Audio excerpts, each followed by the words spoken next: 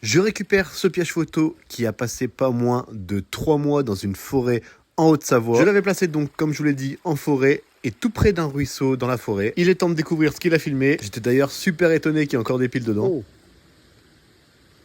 il y a encore des piles.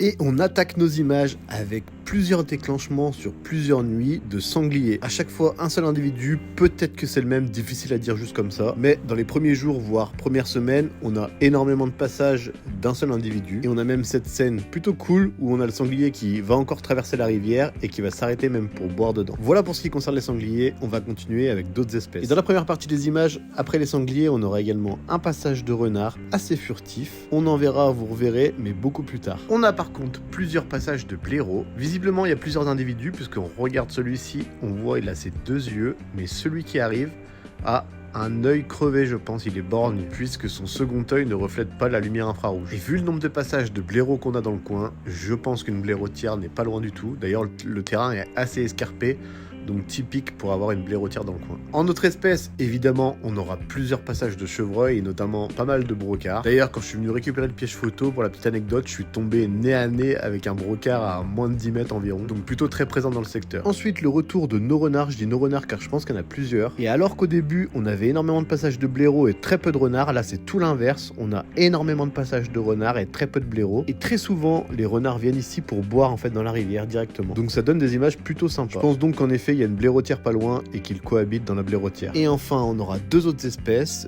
Un chat forestier, ça c'est des images vraiment cool. Toujours sympa à observer ces petits chats forestiers. Mais c'est pas la toute dernière espèce qu'on verra. On verra également une autre espèce ici qui est une martre. Par contre, elle est pas trop courante, je pense, dans le coin, puisque un seul passage en 3 mois, c'est vraiment très peu. Bon, et en toute transparence, je suis un peu déçu de ma récupération, même s'il y a pas mal d'images. J'étais à la base venu poser le piège photo ici si longtemps pour filmer le loup, et j'ai pas réussi cette fois-ci.